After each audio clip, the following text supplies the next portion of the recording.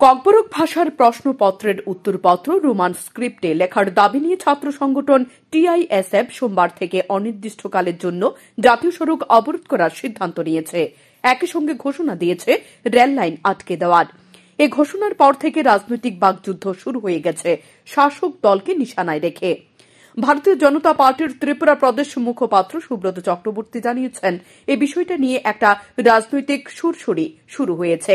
পরীক্ষার প্রাক লগ্নে অন্যরকম বাতাবরণ তৈরি করে ছাত্রছাত্রীদের জীবন নিয়ে ছিনিমিনি খেলার চেষ্টা করা হচ্ছে। পুরো বিষয়টি রাজ্য সরকার এবং ত্রিপুরা মধ্য শিক্ষা পর্ষদের। স্বাভাবিকভাবে এই বিষয়টাকে নিয়ে তাড়াহুড়ো করে কোনো সিদ্ধান্ত নেওয়া ঠিক হবে না। শীঘ্রই এর একটা সমাধান সূত্র বেরিয়ে আসবে।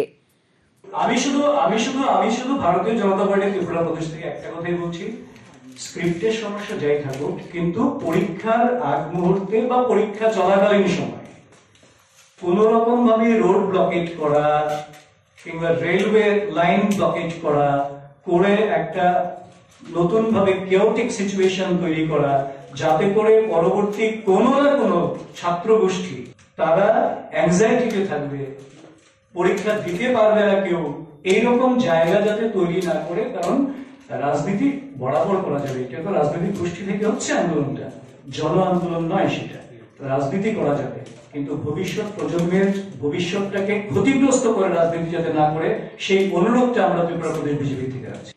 এদিকে সিপিআইএম এর রাজ্য সম্পাদক জিতেন্দ্র চৌধুরী জানিয়েছেন, ত্রিপুরা বিশ্ববিদ্যালয়েও ককবরক ভাষায় প্রশ্নপত্রের উত্তরপত্র রোমান হরফে লেখার সুযোগ রয়েছে।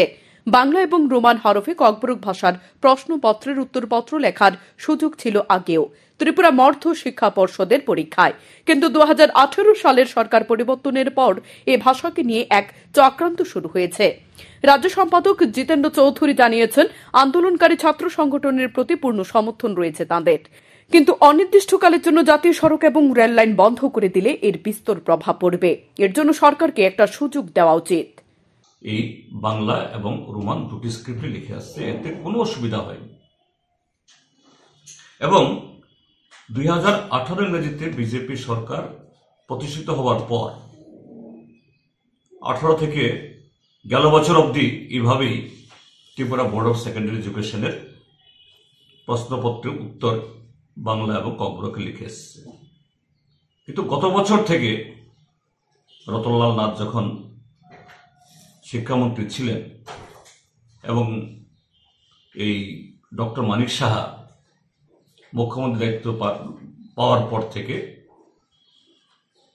এই চক্রান্ত শুরু হয়েছে। কিভাবে এই ভাষার ইস্যুতে এবং একটা ককবরক ভাষা যখন ক্রমশ সমৃদ্ধ হচ্ছে, এটা নিয়ে এরকম একটা গোলযোগ সৃষ্টি করা যায়।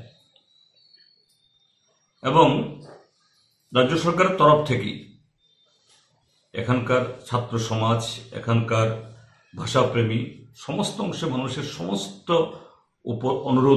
উপরোধকে প্রায় অস্বীকার করে গেল বছর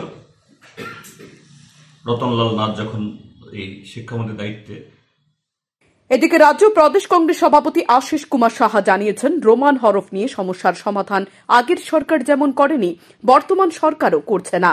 উপজাতিদের দাবি মেনে রোমান হরফ চালু করা হলে আর আন্দোলনের প্রয়োজন পড়বে না। দাবি দাওয়াগুলি নিরসনের ক্ষেত্রে রাজ্য সরকার একটা ভূমিকা নেয়, কিন্তু আমাদের রাজ্যের আগের সরকার বা বর্তমান সরকার কেউই এই ভাষা নিরূপণের ক্ষেত্রে যে স্ক্রিপ্টকে ফাইনাল করে সেটা কোনোভাবেই তারা করেনি বলে আজকে এই ধরনের আন্দোলন হচ্ছে। আমরা মনে করি আন্দোলনকারীদের সঙ্গে বসে আলোচনা করে কথা বলে এই ভাষাকে কোন হরফে এটাকে গ্রহণ করা হবে এটা নির্ধারণ করা। কারণ বর্তমান সরকার তারা একসময় দেবনাগরী ভাষার কথা বলেছে, তো আমাদের অধিকাংশ বিভিন্ন রাজনৈতিক দল বলুন, ভাষা কমিশন বলুন, তাদের যে রিকমেন্ডেশন সেটা হলো রোমান। উপজাতিদের দাবি মেনে রোমান হরফে যদি এটা চালু করা যায় তাহলে এই ধরনের আন্দোলন করার রাজ্যের প্রয়োজন থাকবে না। রাজ্য সরকারকে এর দায়ভার নিতে। মাধ্যমিক এবং উচ্চ মাধ্যমিক পরীক্ষার শুরুর আগে ককবরক ভাষায় পরীক্ষার প্রশ্নপত্রের উত্তরপত্র রোমান হরফে লেখার দাবি রাজনীতির পারদকে যে আরও অনেকটা উত্তপ্ত করে তুলছে বলার অপেক্ষা রাখে না। শান্তন টিভি।